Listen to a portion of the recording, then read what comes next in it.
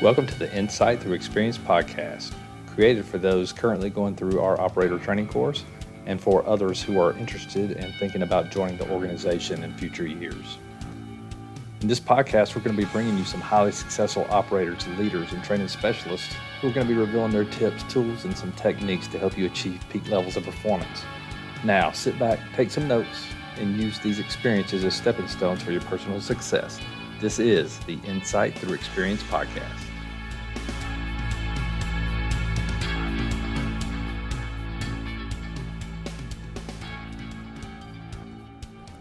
All right, welcome back, everybody, to the Insight Thru Experience Podcast. This week we have Josh T. Josh is a PJ, a fairly young PJ as well, who just graduated OTC in May, and he found tons of success. In fact, I talked to one of the cadre members the other day, and that cadre member relayed to me that Josh is one of the best problem solvers that he saw inside OTC this year. So it's really good to have Josh with us this week. He drops a lot of knowledge when it comes to prep for selection, his experience during selection, and then his experience during OTC, including his relationship with the cadre and a whole bunch of other things. So really something valuable this week, and you should stick around and grab a notebook and take some notes and stay tuned. Here is Josh T. on the Insight Thru Experience Podcast. Welcome. All right, welcome to the Insight Thru Experience Podcast. This week we have Josh T. T is in Tango.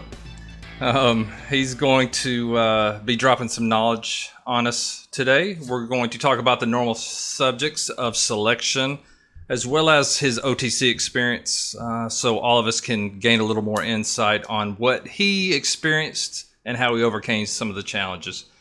So Josh, good morning. Morning. Give us a brief summary of your life up to this point. Where did you grow up? Why the Air Force and why Pararescue? Okay.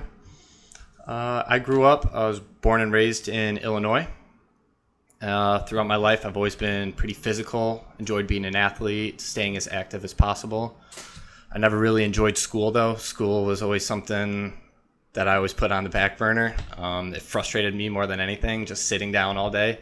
And I knew I was mentally fit for it, but at the time, it just didn't suit me.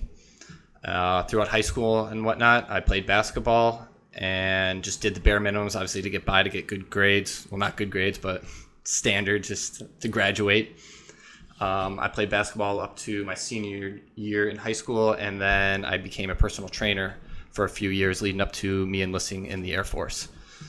I graduated in 2010, and for a few years leading up to my enlistment, I did a semester of junior college just to kind of fill in the time gap to figure out what exactly I wanted to do, and pretty much solidified of me knowing I did not want to continue with school for the time being. Always been interested in military or law enforcement, and I started researching those routes going on. And I had a few clients at the gym that were from prior Army and actually enlisted Air Force, and someone brought up to me that Air Force had the most special operations out of all the branches, and I had no idea at the time because I was just looking at the SF route, SEALs, and then even possibly just Marines, just something to do, just trying to gain as much knowledge as possible. And went home, did some research, and that's how I found Pararescue. And I liked everything that they stood for. I really liked their motto, that others may live, and the mission set behind it. And of course, all the qualifications that come with it, the free fall, the combat dive, and whatnot. It really took my interest. What drove you to the 724? I was always interested in it. I saw a recruiting briefing just graduating the apprentice course. They came out, had a PowerPoint, and I've heard about it before, and knowing that there's a whole nother level to this career, it's something that for me, regardless, it was going to interest me, knowing that to be like, there's a whole nother level to be the best. And that's something I always strive for, and it would be something always looming over my head to want to try it and do it. But what really made me want to go, and probably earlier than I was planning in my head, was my leadership. I did one deployment with the 57th RQS, and that's something I definitely wanted to do, get the experience to see what the job really entailed while deployed. And it pretty much came to how I expected. We didn't do much work. We did a lot of training, though, because we had a lot of downtime, but seeing the con-ups of what the other task force were doing, and me sitting back, twiddling my thumbs, looking like, okay, I'm pretty much in ambulance service for these people, which is good, but knowing that I could be on the X with them doing that and watching the little birds take off and whatnot, I thought that was the coolest thing, and that's what really motivated me. And I also brought up the 724 to my leadership while I was deployed, pretty much right at the beginning of the year, and they were all for it. They wanted me to go. They motivated me even more too. As soon as I brought it up, they pretty much told me, you have till March to submit your packet or you're not going to go this year. They really pushed me to go, and I thought, I'm like, awesome. Like, it's happening. It's doing it.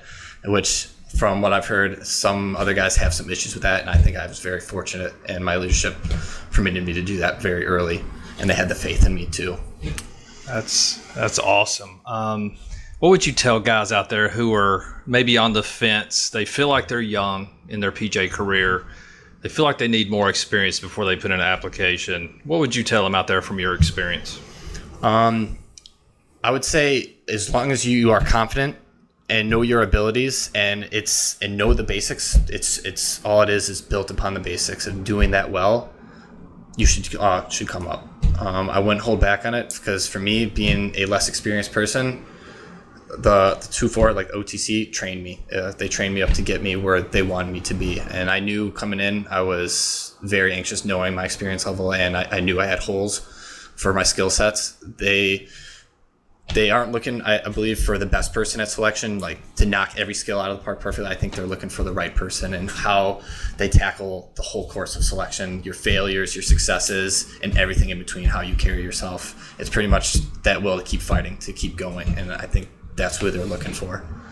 Yeah, looking back at your performance from my perspective, because I remember you well, I think you just nailed it. That's, we see the younger guys got a little bit of time on earth, like you did a year in college. That maturity really shows up in guys, by the way, the guys who went to college and decided, man, this isn't for me, I'm looking for something else. But when they come to selection, we can really see the maturity of those extra years.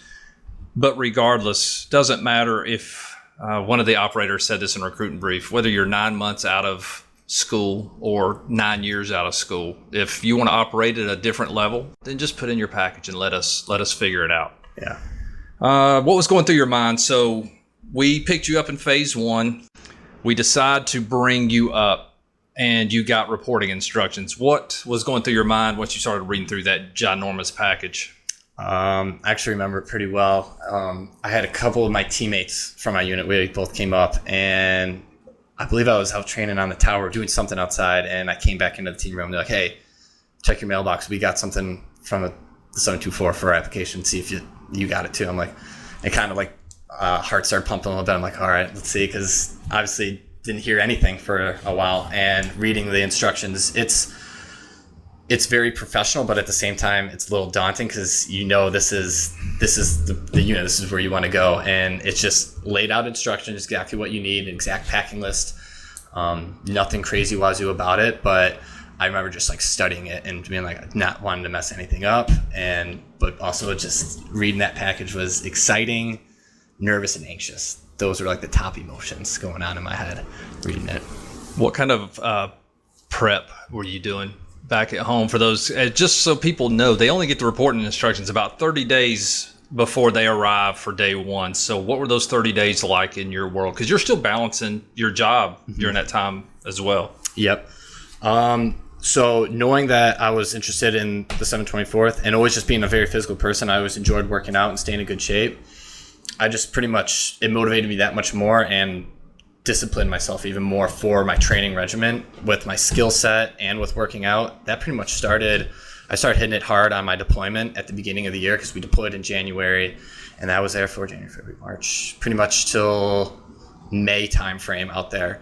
And we had a lot of downtime, so normal schedule was working out in the morning, going to work, and that was pretty much entailing some sort of training, working just the core skills. We had med Mondays and doing ropes and stuff throughout the week. So just working that and then doing another workout in the afternoon. That was the deployment schedule. And I tried to continue that pretty much throughout the whole year before I started prepping for my rucking, which was about in August, 2 months out. And from there, it was kind of a slow tapering off in a way. And I just try to stay as active as I could leading up to it, and then started specifically training for rucking. But at the back of my mind, it's you're motivated, but at the same time, you don't have that reporting instruction, so you don't even know if that you're going to get picked up. So it was nice that when I got that package, I'm like, all right, I'm for sure going. All this training, all this time discipline, and I was single at the time, so it made it easier, like training up for it. I didn't have too much distractions, but it solidified. I'm like, all right, it's happening, and it kind of rejuvenated the motivation even more. I'm like, all right, 30 days, that's all I have left to like no regrets when I show up. Put as much time in as possible and just perform. I think it's good having you on too, because we got Steven's perspective. He was married at the time, and now we have the single perspective of, how do you focus as a single guy trying to prep for the experience? All right, so looking back with all the prep you did, how did that play out in your mind as you're going through selection? Did you feel, as you're going through the events, did you feel like you were prepared enough? Physically, yes, I felt like I was prepared, even though there were some guys doing like the first infill, surprised the hell out of me. I didn't even know human beings were capable of moving that fast and trying to keep up with them. But skill sets, I did have my frustrations for skills. There was things that I knew I messed up on, but obviously it's another event you got to do. So reflect on it for like maybe a few seconds, and then it's, all right, erase it onto the next one and do my best to perform on that. Physically, I felt ready, even though it was physically the hardest thing I've ever done in my life. I can explain that because I know you're a beast. So, that makes me smile to hear guys like you and some other guys up here say it was extremely hard. I guess here's a question that could spawn from that. Looking back, if you had to do it again, knowing what you know now, what would you do different in your preparation? I would definitely focus as much more, like if I knew what was going to happen in selection, a little less on the physical and even more on some other skills that I was lacking. And for one, mine was definitely leadership, because I didn't have a lot of experience at it. I was just a team member at my previous unit, and there was even an event for even just like a mission planning and like a team lead event, and I got put in the role to do it. I didn't say hey, I don't have the experience or not know how to do it, and it showed.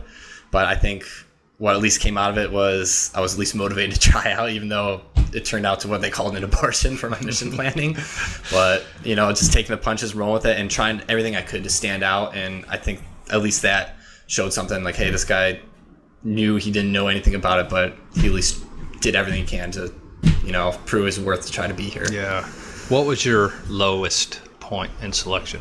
In selection, probably my lowest was probably one of the mission plannings. That's for one. I rolled out of that, I'm like, that sucked. And then my tower scenario as well. I know I did a frustrating thing on the tower. It's purely just listening to instructions. They told me exactly like a system I had to build, and I got too amped up, kind of just like looking at him. He's like, hey, you're going to do this. And I was like, yeah. And just went right into it, building something that he didn't even say, that didn't even work. And halfway through it, he kind of just watched it unfold. And he's like, so how's your teammate going to send this rope? I didn't fix a line, and I had something else completely built, and I just looked at him and just knew. I'm like, if I just listened. What goes through your head there? You're assessing for the premier special tactics organization in the world, I would argue, and you just made a basic error in front of some of the best PJs or cadre in the world. So how did you process that? It was, my heart sank like for a brief second. I was pounding for a brief second too, and then it went right back into do what you can with what you have. Just keep performing, keep pushing through. He even wanted to see where my mind was at. He's like, hey, did you listen? Like, did you do this? I'm like, yes. Like, I slowed myself down too as well. I'm like, yep, I knew exactly what I did wrong. I failed to listen to instructions, but then continued on with the event and try not to let that haunt me for the rest of the time being. Even though we had a debrief after the skill set, pretty much talk him through, and I think that's what helped as well as talking. He's like, hey, what did you mess up on? And I was able to say, hey, I didn't do this, I didn't do that. So I knew, and then it was right on to the next event. I'm like, that's over. All right, what else is coming up now? What's the lesson learned for guys coming up behind you about that mistake? Don't be such in a rush. Guys are going to be so amped up. They want to be here. They want to prove themselves. They don't want to mess up. And that was one of the things that made me so nervous when I knew I was coming up here, is you're putting yourself out there. And guys don't want to fail. that's the people that want to be here. And when it does happen, you can't let it absorb you, let it consume you. You have to move on, and you have to just slow things down, because nothing coming up here is any different than what you've done in terms of your skill set. It's all the basics, and they just improve upon it. You do the basics very, very well, and they grow from that in OTC. It's just the repetitions and doing it better and faster. That's what I came to learn. There's nothing crazy, insane special skill or like superpower that people have. They are just very good at their jobs. What were some things that guys were doing around you? The first part of this question is, what were some of the things guys were doing around you and you were like, man, that guy's going to get picked up? Like, there's no way that guy isn't getting picked up after this selection. Confidence in their skills and their abilities. Even when we were hanging back at the dorms, going over, prepping for things, talking about, like, thinking about what's leading up next, some of the guys that I thought, like, how they were just carrying themselves throughout the dorm, just, they weren't cocky at all, but just, like, you can tell they were experienced and knew what they needed to do. They performed very well, just very even keel throughout the whole time, not letting them get too excited, too stressed. They just did what they had to. They listened to instructions, slowed everything down. And I think if people just do that, like take that breath when you get the instructions, just relax. Yeah, I think what's awesome is Steven kind of said the same thing, right? He used the analogy, if we go back to your tower scenario, a lot of times we get told to hit the ball over the left fence, but all we hear is hit the ball over the fence, and then we start swinging, and we don't achieve the objective. So very good. Y'all are kind of reinforcing each other. I like it. How about what were some of the guys doing that you were like, yeah, this guy doesn't have a chance because he keeps repeating these same things? I think it's almost just like that. They come from a skill station, or their mentality. Even when we had events in the dorms, like they would be called out and then come back into our little, I guess you'd call it like the day room meeting center, just how they carried themselves. Like, oh, I messed that up, or like thinking too much or reflecting upon it. Or I would run into guys who, like, I would say, like, hey, how's it going? Like really quick. And like dudes would just be shaking their heads like, oh, like the other guys messed up their tower scenario. And I think they just let that consume them, and that just ate them up throughout the whole time. If guys, you get that self-doubt in your head, that's a seed that's planted, and that just sprouts so quickly here at selection. What was it like when you, when we came in the room and told you you were picked up? It was pretty emotional. Just like in my head, I think I stayed just level-headed, because I think you came out and there was guys remaining in the room, and you said, for the guys who are in here, you guys have been accepted. And I think in my head I was just like, holy crap, it happened. Like I actually did it. And I think it kind of absorbed a little bit more over time, because I think I still needed to recover from selection. But coming back to my unit and like having that downtime, because getting accepted was amazing, but then you're also with the guys who haven't been, and primarily my job was, and even both my teammates I was with at the time, was to support them, being around them and helping them out, because it sucks. You put yourself out there. You just went through the ringer for 10 days, you know. But once I finally got home and kind of got a chance to like call my family, and I think that's what really did, is calling my family and my girlfriend at the time too, and tell them, hey, this is happening. Like, I'm moving to North Carolina, which is exciting, because instead of going to Italy farther away from my family, I'm coming to the States. So it was a double positive, and I think that's what even made it like, this is it, this is happening. And then shortly after that, it was right into, it doesn't stop though. I still need to perform now. OTC is the next challenge. I need to recover and then continue my skills, continue evolving. Yeah, that leads us into the next question. First, that was a great answer. I didn't even put it together. I thought about this because I knew the 57th was moving to Italy, but man, there was some pressure on the line for guys who didn't want to move farther away from America. Like, that's some pressure. And then when you get told that, man, we're moving you to North Carolina, that had to be some relief. Yes. So what were you doing? You came through fall selection. Is that correct? Yes. So you had a little bit of time before you PCS'd. What month did you PCS here the next year? I came in at the end of April. Okay, yeah. So you had some time. What was Josh's life like during that time period between selection and PCS? So there wasn't much going on in terms of training, because the 57th was in that transition of, all right, we're moving to Aviano. It's kind of, they started doing inventory and whatnot. So it was mostly on me to stay current on my skills. And we did a few TDYs here and there, some jump trips. And then it was literally on me to stay current with my ropes, stay current with medicine, because we didn't really have huge training events. Everyone was kind of leaning into like, all right, we got this huge move. How are we going to move the unit? Sending guys over early to do that. So I was trying to help out as much as I could with that. But then it was literally on me to keep that self-motivation and not have that finish line syndrome of, okay, I got picked up, I made it. It's not nearly the case. And as I went through OTC, like it's not. So yeah, just kept current on my skills, tried to stay motivated, and then also went to ALS, which was a lot of fun leading up to that too. It's good to get that out of the way. Yeah. How was, let's summarize before we get in deeper into OTC, just give me the overall summary looking back now that you've had some time to reflect. What was that like for Josh? It was a roller coaster of emotions. It was challenging, the most challenging thing I've done in terms of my career and performance. I felt like I always did relatively well at my unit throughout the pipeline with the other guys. But then obviously coming up here, the guys I was with were very experienced, knew the job very well, and can do things, I felt like twice as fast, if not even faster, than I could when I first got here. And it was a lot. I knew I was kind of behind the power curve a little bit, so I had a lot of catching up to do. And that's what made it challenging, and that's what made graduating even that much sweeter, though. And it's something I'll never forget for sure. You said it earlier, and I often say in recruiting briefs that we're going to give you all the experience you need during OTC. It's going to be kind of like deploying 2 or 3 times worth of experience, like good deployments where you're actually doing something. Expand on that, whether you agree with it or not, and then expand on what you think about that statement. I definitely agree. I got the most repetitions and scenarios that I've ever gotten throughout my whole career, even throughout the pipeline, the culmination exercises to becoming a PJ, and then my mission qualification to upgrade training as well. Like nothing compares.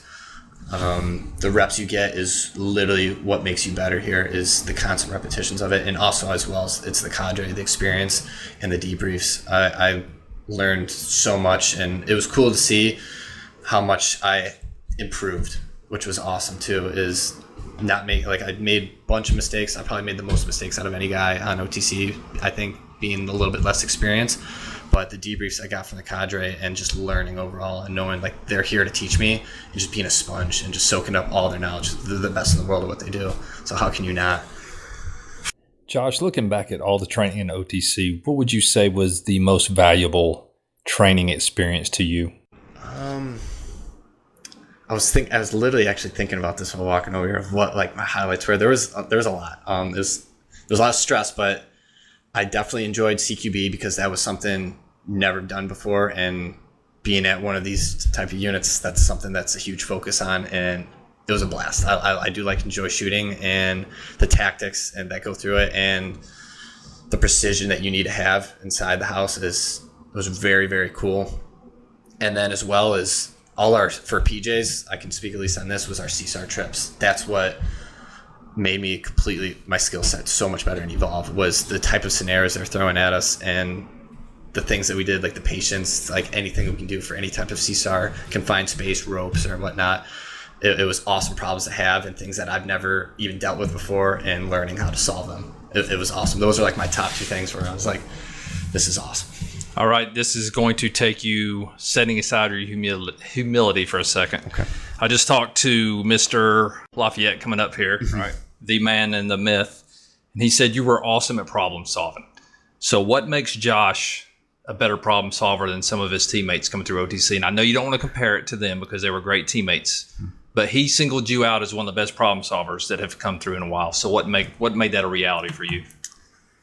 Wow. I take that as a huge compliment because I feel like that's something I feel in my head I struggled with. I think probably just learning. I think I had a good ability, and still do now, of the motivation of wanting to learn, and that just helps me to be a sponge to not make the same mistakes, because they put me in leadership positions to figure things out where I would make a mistake. Like, that was the incorrect way to go about it, and it wasn't based upon just negligence. It was just because I didn't know what I didn't know at the time, and they would take me on a debrief, be like, this is the correct way to do it, and it's something I wrote down, and then later on they would give me that problem again to see like that coachability, and I knew at least how to solve it and how to deal with it then in the future. And I think that's probably what set me apart, because I felt like the majority of the problems that I got, I think I messed up, but then I just made sure I did it correctly the next time, because I think they wanted to reinstill, okay, did he actually remember what we taught him? So I'm going to dig in on that just a little bit. What is Josh's secret to take critical feedback, process it, and then apply it later on? I believe my secret is it's something that's of just knowing that it's the most important thing that makes you progress, to make you evolve, to become the best version of yourself. If you can't take critical feedback, that literally just puts a ceiling on your potential. You just stop that right there. It's always going to happen regardless of how good you are. You can always be better. Everybody has something to offer regardless of what position they're in. They know something more than you do. So you can always learn something from somebody. And then obviously being with the cadre here, the experience that I had being the best in the world, I was pretty much just with a notepad just staring at them like, okay, what about this? What's this? And every debrief on them, okay, because they have the experience to back it up, and even the story, be like, this is why I do this, because this happened. It's not just a theory. They've actually done it. Describe the most difficult time you had in OTC, and how did you overcome it? My most difficult time was the team lead positions, and then that would be in the CSAR scenarios, because I knew they're high stress, and I knew they were evaluating me to see if I'm improving, because I knew it was, I felt like I would be making mistakes and wanting to be like, okay, I'm learning, like I'm getting this. And I would also say RAF too as well, because leading up to it, like being in the positions, there was a few missions like I would do well on, I'd perform, and then there's other missions like walking back, like I felt like I did terrible, like not as well. I made mistakes, simple things, and then going back and listening to the debriefs of what I can do, and it's just controlling the chaos that's going on around you and figuring it out. But those were definitely the hardest scenarios, was leadership in the CSAR for at least PJ, and then the culminations, because it's pretty much the CSAR events but on steroids with a lot more moving parts and just controlling the chaos, because you know shit's gonna hit the fan. It's like nothing's gonna go crazy like there. That's why you're training and just waiting for it to happen. And as soon as that call happens of a man down, eagle down or something, you're like, all right, it's go time. And yeah, that's extremely interesting. So when, for Josh, mission just dropped, you're prepping, maybe the blades are turning or you're inserting via vehicle, when is the stress at its peak for you? I would feel probably getting to, if I'm on the helo, like getting to the crash site or the accident site, seeing what's going on, because it's kind of the what if, like you kind of know the number of patients, or they even tell you, okay, number of patients unknown, injuries unknown, so you don't know exactly what you're walking into. And it's kind of like right then and there, like you can't really pregame it at all or anything. You have to solve it right then and there. And same thing with that rat, like that eagle down, like trying to find them in the building. I'm like, all right, have no idea how many, where, what the issue is, or where you're taking contact from. So it's kind of, I'd feel like if you were in a boxing match, as soon as you get that first punch done, like all the nervousness goes away. As soon as I get hands on that patient, like it's just focusing on it. That's what my focus is. And it's no more what if or what's going on around me. It's just getting the job done then, and the nerves are gone. Some of the guys that maybe struggled a little bit in OTC, what would you, we don't have to go by name, but I think these are honestly, they're trends that we see across every OTC. What are some of those things that you saw maybe hanging them up, and what did they do to overcome those? I think some of the things hanging some guys up were, so guys were coming here very experienced. I think it was hard for them to get critical feedback. I feel having the 360 feedbacks when they got like the actual results, like seeing them on the computers, I feel like that was like a high stress week for a lot of guys. Guys, I think, had some pent up aggressions and whatnot, and some guys handle feedback better than others. And it's hard, it's humbling for guys to hear what they're not good at and what they can improve. Even for me, like I feel like I can take feedback relatively well, but it hurts at the same time, but it's there to help improve you. And I think it's the guys with even like debriefs or something that had happen, and I think the best example would be CQB in the house. You did a room, everybody's watching you in the rafters, and they're watching your number 3 man. Hey, number 3 man, like your footwork or like where your coverage was, that was completely messed up. And guys would be like right away, no, that wasn't me. Instead of just being, roger that, just listen, learn, and it's the next repetition. So guys, just be there to learn instead of trying to argue or fight back. You've already said a lot of positive things about the cadre, but let's just focus in on it with one question, and that is, what was the experience like, and what would you tell other people to expect when they're coming up here? The experience with the cadre was great. Some at first were a little bit more approachable than others, but I think that's just their temperaments of how they are. But all of them very professional. And then as OTC progresses, you get to know them more. For me, it was obviously being as respectful as possible. Like pretty much almost when I was in the pipeline, I would just, because I think maybe it's the less experience of me calling him sergeant and whatnot. But then as you obviously get to know him, like I'm sure if you called him by the first name from the beginning of OTC, that wouldn't even make them mad. But you get to know him more and you spend the time with them. So I could go up to him and it made it that much easier to approach him. But even from the beginning, very approachable. Always had an answer for any question they had, and if they didn't, they would try to find out for you or help you out for training, for anything. They truly wanted guys to succeed, to get everybody through. That was their number one goal, and I saw it the whole time throughout OTC. They did everything they could, whether it was family situations for guys to make sure if they were going to miss training, how they could make it up, or to make sure everything was good in their personal life so they could just focus on becoming the best operator they possibly can be, which is awesome. Do you have to use the POTFF staff at all going through OTC? Do you have any injuries? I would say probably at the beginning of OTC, I had a little bit of a aching knee injury going on. So John, the strength coach, helped me out. He would give us the workouts, and I'd be like, hey, this bothered me. Great alternatives to do. Or even when we were traveling as well, he would show up and quick, easy workouts or something, because that's the last thing I would want to think about. I'm like, all right, hard day of training, but at least one to maintain, because it's going to only help my performance out OTC to stay healthy. And he would give me something that wouldn't tax me too much, but just keep me in good shape and perform well throughout OTC. And then Ben was another good help as well. He helped me with my note taking for things to reflect upon, how to pretty much get the most out of my notes and the context of what I was thinking when I wrote them down, and to help me absorb as much as possible, because for me, a lot of mistakes were made and I wrote them down, and to reflect upon them and make sure I didn't do it again. And he helped me a lot to optimize that as much as possible. Anything else to say about the POTFF staff? Any experience during OTC or beyond? Probably the most interaction I had with the POTFF staff would definitely be that peak performance week, which was, I thought, one of the coolest things actually ever from the beginning of OTC. I've never had any experience like that before, of how to really break down where you're at mentally and how to improve upon it, to see your feedbacks from everywhere, your skills, weaknesses from selection, but then just seeing where your temperaments are. And that, I think, was a great foundation for OTC, to see who could probably be all right, we should pair these two guys up because they're going to butt heads, which it's bound to happen in OTC. And then who pairs up better with others, and why. I think that's helps explain it too, is why somebody is the way they are, because it definitely breaks it down.